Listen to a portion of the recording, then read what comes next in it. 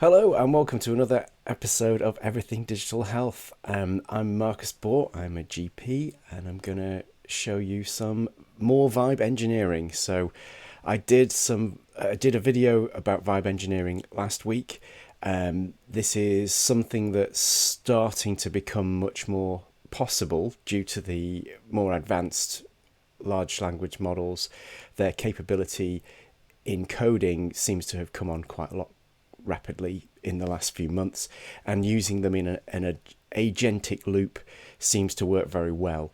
So it's something that I think is a real superpower for clinicians who code, because we already understand the clinical domain and what the intention of the software is.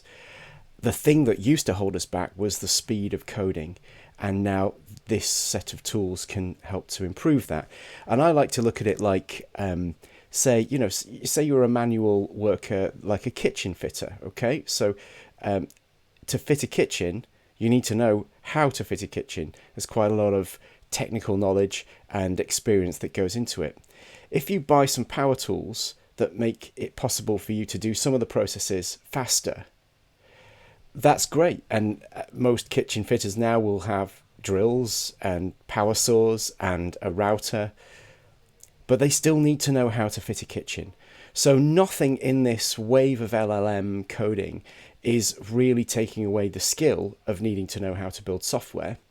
And actually, if you read some of the blogs about it, so for example, Simon Willison's blog, who I highly recommend you read, he is very clear that actually this is going to increase the demand for software engineers, because it's going to mean the total cost of ownership, as it were, for software may go down per piece of software. And that will drive up demand for software. It will mean that there'll be more software, more bespoke software, possibly better software, possibly more open source software. But long story short, it's not going to put anyone out of business. So I foresee this as being a great point of collaboration between software engineers and clinicians. If you're a bit of both, then this is a superpower. You can exploit this to sort of get personal projects done. But if you're going to build anything that's production ready, you are inevitably going to be using these kind of tools in concert with architects and technical specialists and clinical informaticians and terminologists and people who understand FHIR and OpenEHR and other things like that. So it's never going to be a solo thing. And there are some great tools now that help us to sort of orchestrate that, and I'll be showing those to you in future episodes. For today, I'm just going to take it one step further than what I did last time. So last time I did a very simple blog site just to show you how easy it is to get an agentic loop LLM to build something when I don't touch the code whatsoever. Now I'm going to go into something that's a little bit more practically useful and something that has ongoing utility for me rather than a sort of simple throwaway project. And it's just my own personal recipe book. I have been collecting recipes for my whole life. I'm a keen cook. I also brew beer, and I make things, kind of oddball DIY things, like I make my own wood preservative using various different waxes and blending them into a liquid that can be painted on. And all of these things are just recipes to me. I have little moleskin notebooks for them, and I've had multiple iterations of those. And then you get to the stage where you just want something that's on a big screen that you can cook from, and something that you can maybe share with other people, so ideally on the web, and something that you can easily search for the recipes, because paper books are somewhat difficult sometimes. If you can't find exactly where you filed it, then you've lost it essentially. And you very rapidly, or we have as a society got very rapidly used to the ubiquity of search. The other driver behind me wanting to do my recipe website was, one, I wanted all my recipes to be in a standard, very simple format called Markdown. So I wanted them to be essentially sort of plain text in a file, which is very future-proof. In 1,000 years' time, someone will still be able to read a Markdown file, whereas I don't believe that they will be able to read necessarily every database format that's ever been produced. And I wanted to get away from having to Google for a recipe and go to a website And when you go to that website, it's just full of cruft, sort of advertisements, but then also 9 pages scrolling down of a semi-autobiographical guff about why the person likes this recipe, and some photographs and some happy people eating the thing. I just want the recipe, just cut to the chase. I need the ingredients, and then I need how to do it. So I did that. I created that in a simple markdown format. And although I started the project using human-powered Marcus coding, I then rapidly switched towards using essentially vibe coding or vibe engineering by building a specification. And so I'm going to walk you through that project, and I'll show you how I add new recipes and that sort of thing. Again, this is not for everybody, and clearly we're not yet on to doing, clinicians who code stuff. This is Marcus Bohr's recipe book. But I'm trying to walk you down the path that I walked down over the past year or so that we've started with an utterly trivial project. Now we're going to something a bit better. And over the next few episodes of this kind of vibe engineering series, I'll get to doing something clinical. I promise. Okay, so this is the recipe book. It is live on the internet at pacharanero.github.io/recipes. And as you can see, it gives you some navigation along the top. And this is all using a documentation framework called Material for Make Docs. So even better than vibe coding something is using a code that already exists. So definitely when you're looking at new projects, do the research to say, has someone built a tool that makes it easier to make this thing? Does it already exist already? And you can see you can sort of flick through these various different things. I imported a whole load of cocktails because my son has recently got very into making cocktails. Now he's at university, and a lot of cocktails are essentially just sort of public domain now. They're that old. They're not sort of a copyrighted thing.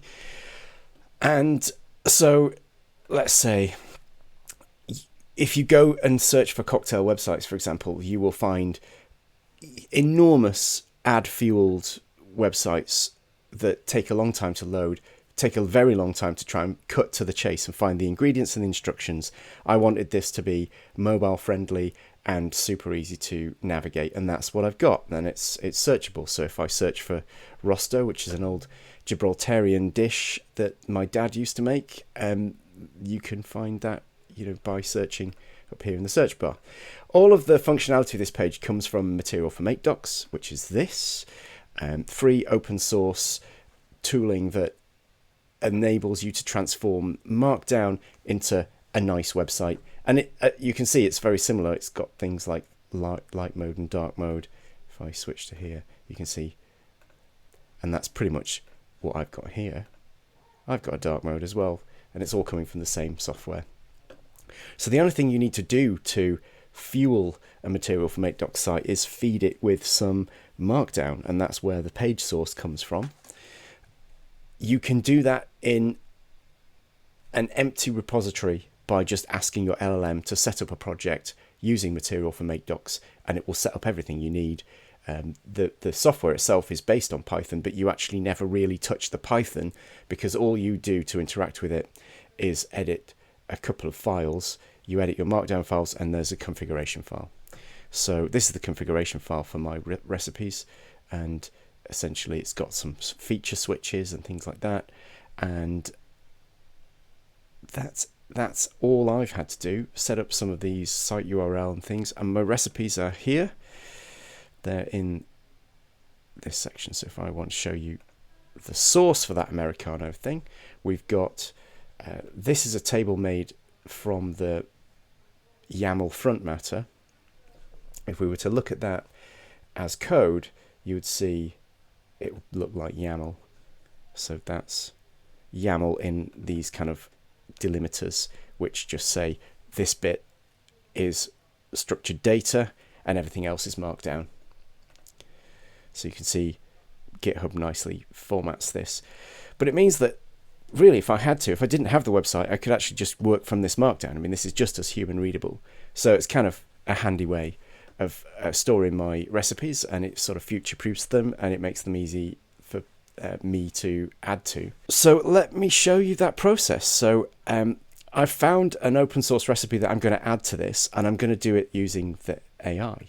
So we can go over to ChatGPT Codex, which is a web-based version of ChatGPT models. It's using a different model. It doesn't use 5.1 or 5.2. It uses Codex 1, I think, when I last looked into this.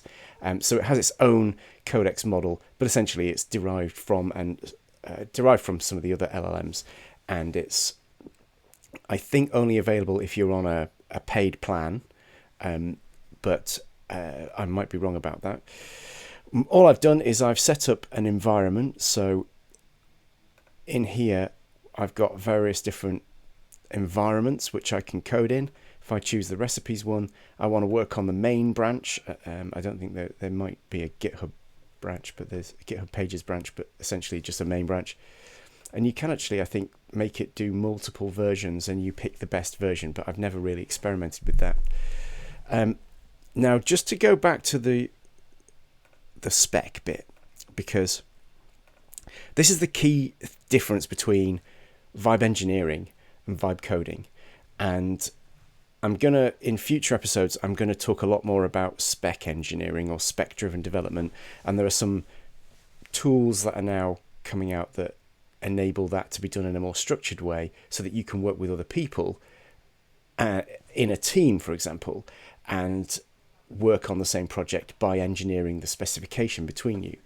So what I've said is, when the LLM converts any recipe to Markdown for me, these are the instructions. It must use a single H1 header for the recipe name. It should use a H2 for the ingredients and a H2 for the instructions. I want bullet points. I don't want any guff, commentary, or drivel.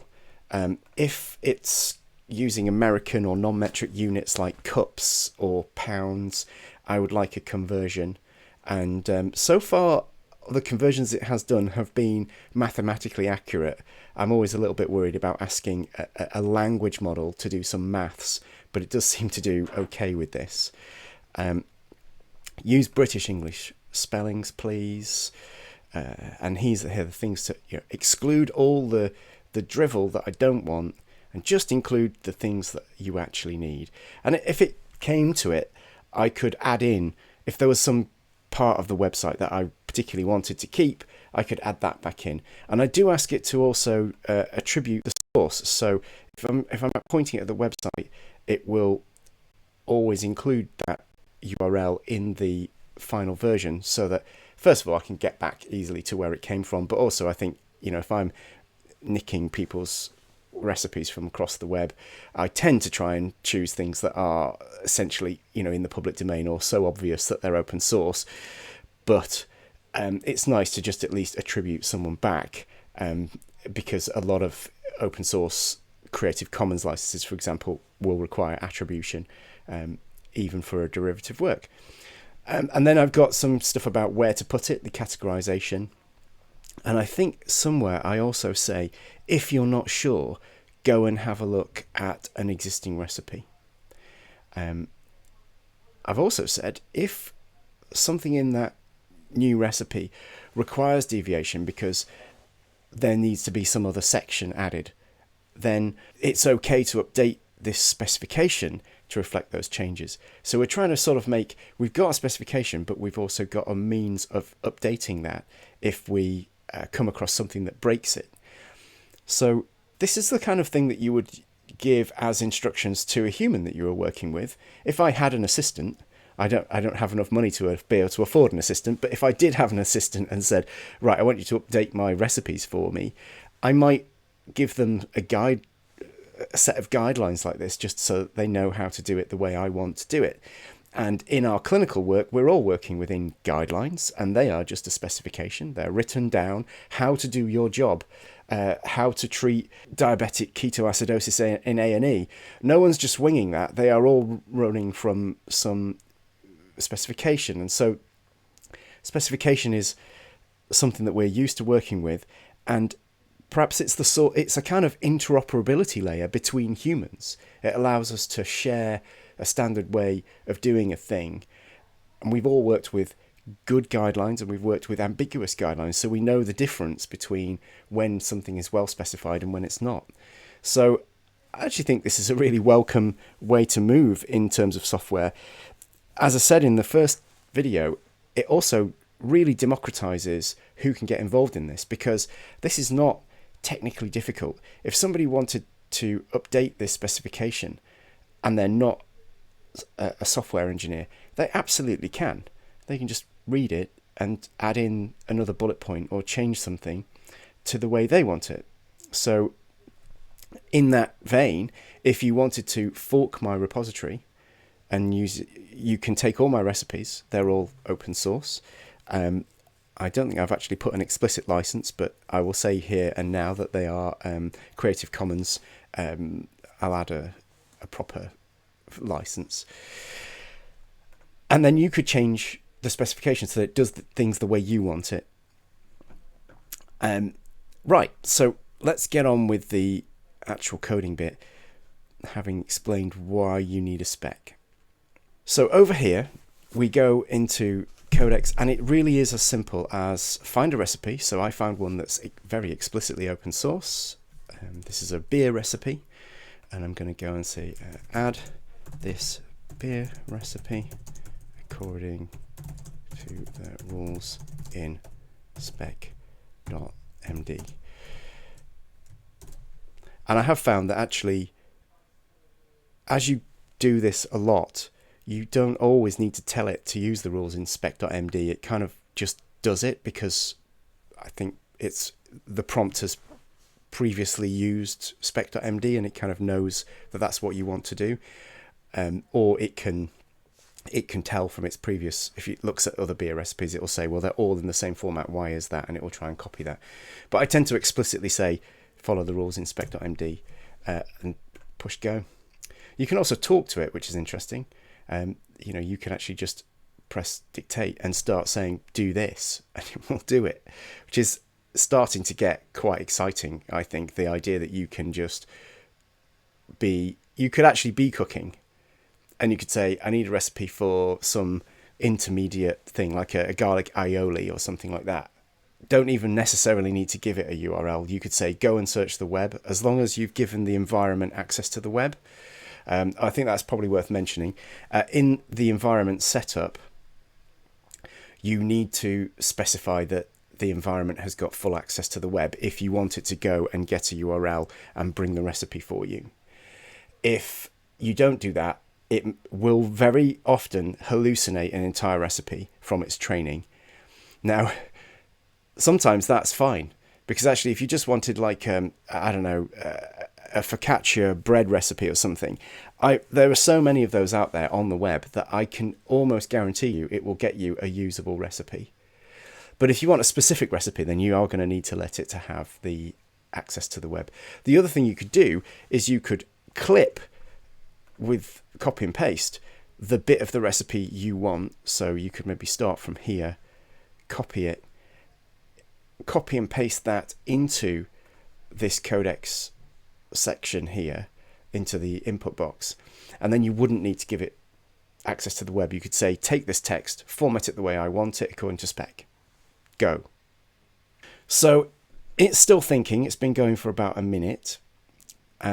If it's doing a lot of thinking, I might skip through this bit, but what will happen is eventually it will complete the task and I can go and have a look at what it's done, and then I'll decide whether that's what I want. There's a button then that says make a PR, and it will do so. If I click that button, it will make a pull request to the repository. So this is quite a safe way of vibe coding, because even though I've given it access to the internet, if there was some kind of vulnerability, and what we're really talking about is prompt injection there, is that it goes to a website that has some hidden instructions that tell it to exfiltrate secrets from my repository. Well, firstly, my repository is open source, so there's nothing to exfiltrate.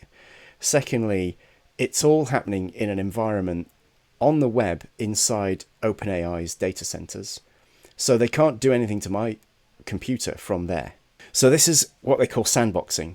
It means that the LLM goodness is happening inside a sandbox on somebody else's computer, And all that I'll be presented with is a pull request on GitHub, which I can merge or not merge depending on what I want. So I find it's a really cool way of doing things. And it looks like it's about to finish up. So I'll leave it real time. I didn't pause or cut anything from this.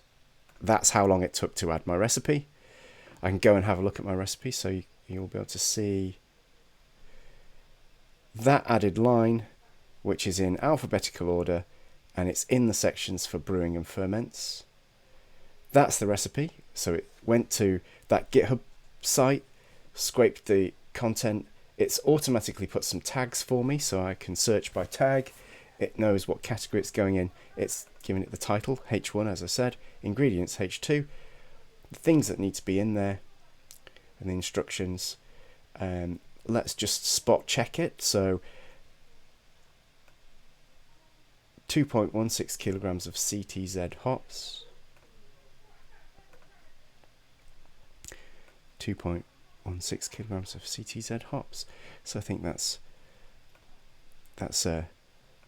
suggests it's pretty much right. It's very hard to completely ruin a beer recipe. I mean, it's always going to be beer as long as you're putting generally the right things in there, even if the hops were slightly out of whack, you know. Oh, this is for quite a large quantity of beer, I've just noticed, because I was thinking a kilo of hops. Wow. Yeah, if you're making 1,000 litres of beer, this is how to do it. Okay, so let's scale the quantities down.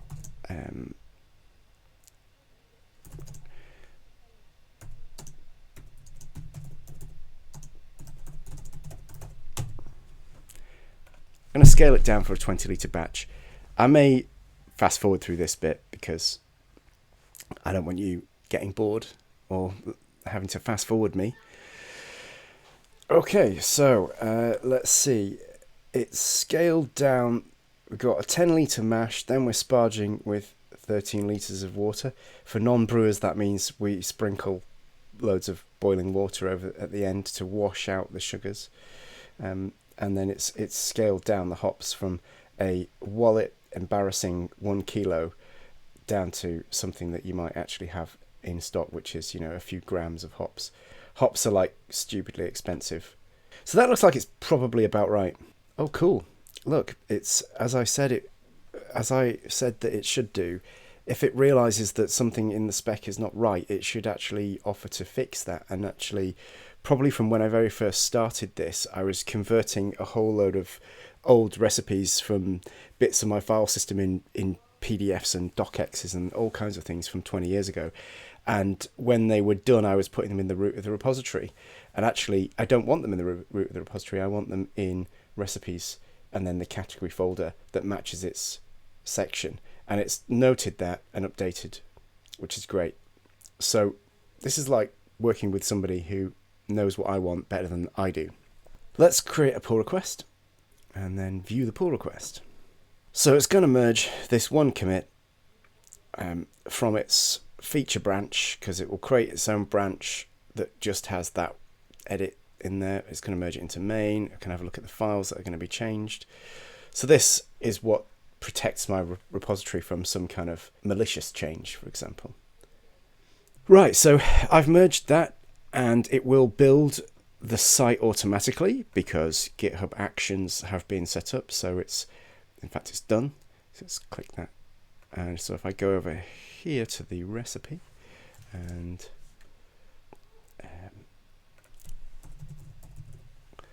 search for that brew, spindle brew number 1 has been added.